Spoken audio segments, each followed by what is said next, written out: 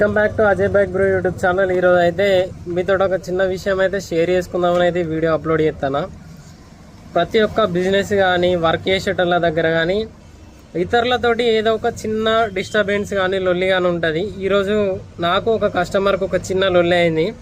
ఇటువంటి లొల్లిలు చిన్న చిన్న అనేది అయితే కామన్గా, కాకపోతే ఈ లొల్లి అనేది ఇవాళ కొద్దిగా స్పెషల్. ఈ లొల్లి గురించి మీరు తెలుసుకున్నారంటే మీరు కూడా కొద్దిగా ఫన్నీగా కామెంట్ అయితే ఇస్తారు. ఫస్ట్ ఈ ఇన్సిడెంట్స్ జరిగిన ఒక 15-20 నిమిషాలలోనే ఈ వీడియో అయితే షూట్ చేస్తాను. ఇదైతే ఫ్యూజులు అంటారు వీటిని.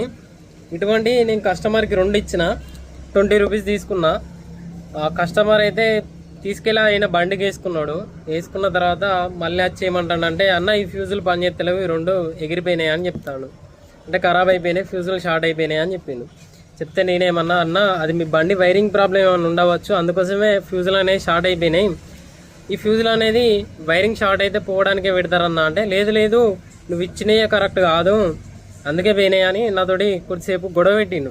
అంటే ఎట్లా మంచిగా అడిగితే నేను ఇచ్చేసేటోని కావచ్చు, కానీ ఏమి ఇచ్చినవే, ఇది ఏంది పెట్టుడితోటే పోయినాయి, ఒకసారి వచ్చింది పోయింది అనుకుంటా. నాతోటి అన్న పెట్టి వచ్చిపోయిందంటే ఇది మంచిగా ఉన్నట్టే, నేను మంచిది ఇచ్చినట్టే, మీ బండిలో వైరింగ్ ప్రాబ్లం ఉంటేనే షార్ట్ అయితే ఇవి అని నేను చెప్పిన. ఆయన అర్థం చేసుకుంటలేదు, నాతోటి లొల్లి పెట్టుకున్నాడు. సరే పోతే పోనీ 20 రూపాయల గురించి ఈయనతోటి పెద్ద డిస్కషన్ ఎందుకు, నా పని ఆపుకున్నాడు ఎందుకని, సరే అన్న తీసుకో, అవి ఖరాబ్ ఇట్లా కావచ్చు అని ఇచ్చిన. మళ్ళీ వచ్చిండు, ఇవి కూడా పోయినాయి అంటాడు. అన్న నేను చెప్పిన ఇది ప్రాబ్లం వైరింగ్ అని చెప్పిన.